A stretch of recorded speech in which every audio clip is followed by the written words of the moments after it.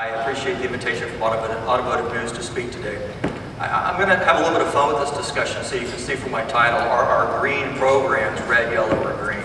So in this industry, we seem to do a lot of stoplight charts, I think. So you're going to see in each of mine, I'm going to talk about some of the pros and some of the cons, some of the positive drivers and some of the barriers that we see that are moving or in play around the hybrid and the electric vehicle market.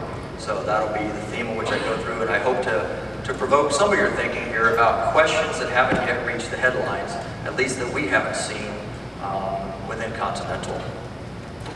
So as I start off, a couple comments here. First of all, clearly the expectations are huge. We were just talking out here before, is there a clear winner?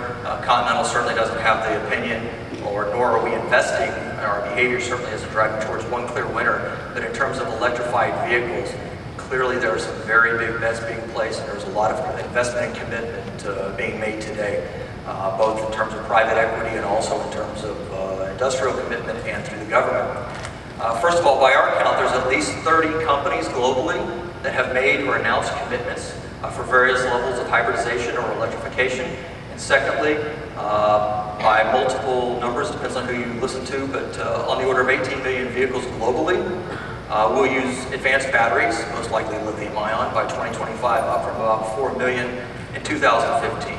So the takeaway right up front here is that in terms of electrification, OEMs, the supply base, and I'll leave it there for just a moment, are making major commitments to vehicle electrification.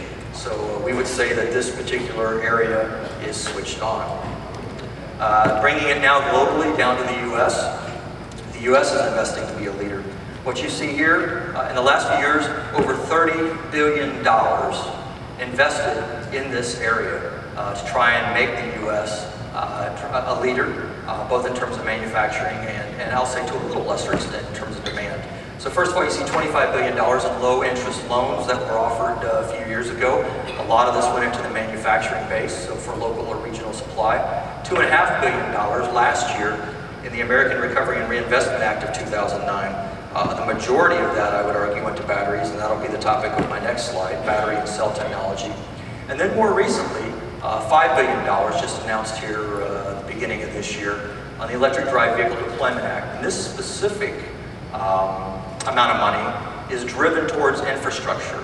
And from what we've seen of this bill, there's about $800 million competitively awarded to 5 or 6 municipalities around the country to help drive the infrastructure for early adoption of vehicles with a target of somewhere between 700,000 or 800,000 vehicles in the next 6 years. So a lot of money from different sources, of course, looking at both the OEMs and the supply base, and now also on the infrastructure side. So I've said that a lot of that money found its way into battery packs, and in this case, we count, what we know, 9 different pack or cell providers or suppliers or OEMs entering into that space in North America. Almost all of those are in the Midwest. Nissan would be the outlier there with their facility in just outside of Nashville. So this is, represents a huge investment, both from these companies and from the side of the government. The capacity is also quite interesting.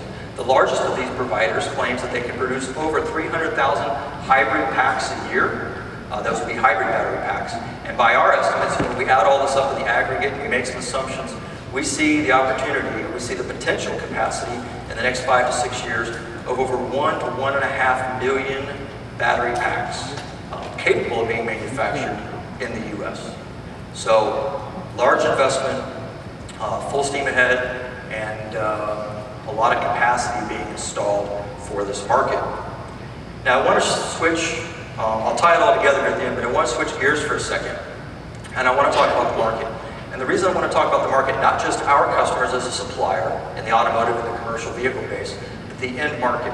And the reason Continental is looking strongly at the end market, more strongly than we normally would, is because we are also making big commitments. There's a lot of investment in this space. And so to justify that, we need to look at how the market's going to evolve. That involves looking at customers. But as opposed to looking at just your typical customer, because we have a lot of market data on that, we've also looked at customers of the future, because as this market evolves, it's going to be a 5, 10, 15-year market out. So looking at the long view, the students of today are the buyers of tomorrow. And we've found some very interesting findings in this area. And I characterize this, if you look in the upper right-hand corner, I characterize this as green. Green from the standpoint, green light. Green light from the standpoint that it's going to drive demand. So we've talked about the supply side, now the demand, a little bit of the demand in the long view for electrified vehicles. Today, kids are hearing about global warming, something that I would guess most of you and I never grew up with, certainly not in the classroom. Its causes, its effects, its consequences in pop culture, in the literature, and in the education, in their education in the classroom. I'm going to give you a couple of examples, and I've got others, but in essence of time. This is a DVD and CD called Here Comes Science from a, I'll say, popular group amongst children called Here They May Be Giants. And in this, they produce these educational DVDs and CDs. They have written a song. I have to confess, I had not heard of this song, but if you have time, I encourage you to go to YouTube, and it is a fascinating video. It's a fascinating song. You won't get it out of your head. The chorus of the song says, "Let's take a ride in an electric vehicle. Happiness resides in an electric car." And in case you think I'm overstating this, this particular song, as of this week, has spent 36 weeks in the top 50 sellers of the Billboard Children's Music Chart. So it may not be Hannah Montana. And this is the first time in my life I've ever worked Hannah Montana into a presentation. But nevertheless, it is, it's compelling. The other thing, so that was a more recent finding. The other thing that we had found several years ago is a book. And this is the book, don't know if you've heard of it, called Global Warming. We thought it was new. This is the first edition. It was published by Cal Berkeley in 1990. We found it being used in a junior high school in Florida. The point is the following. I'm going to read you a small excerpt from the book. Again, keeping in mind demand for the future for these vehicles. So the kids, this is a kind of a word problem for the kids. The kids are on an island. The island is somewhere in the ocean. And they have some issues because sea levels are rising. Their fresh water is being polluted. This is all in the story here as the problem is being set up. So they're watching TV and they're learning about why this is happening. And the TV reports, now I'm reading from the book, the TV reports blame these changes on some strange thing that you, the student, have never heard of before, called the greenhouse effect. You find out that it is somehow caused by people driving cars and burning oil. So my point is this. It's a pretty politically sensitive issue, what's being taught, but my point is not that. My point is this is what, in the pop culture, the literature, and the education, the kids who are 12, 13, 14, maybe a little younger than that, are seeing today, and they're not that far from being the consumers of tomorrow. So that's looking at some of the, I'll say, some of the things we see, some of the trends that are emerging. But obviously, in a balanced way, there are some questions. And these are easy questions for me to ask because Continental doesn't have the answers to these questions. Number one, how do we avoid trading dependence on one commodity for another?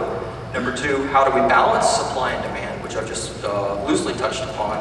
And then lastly, how do we avert a reliability crisis when we look at the infrastructure? So that first question I want to address, how do we avoid trading dependence on one commodity? And of course, the commodity I have in mind here is petroleum.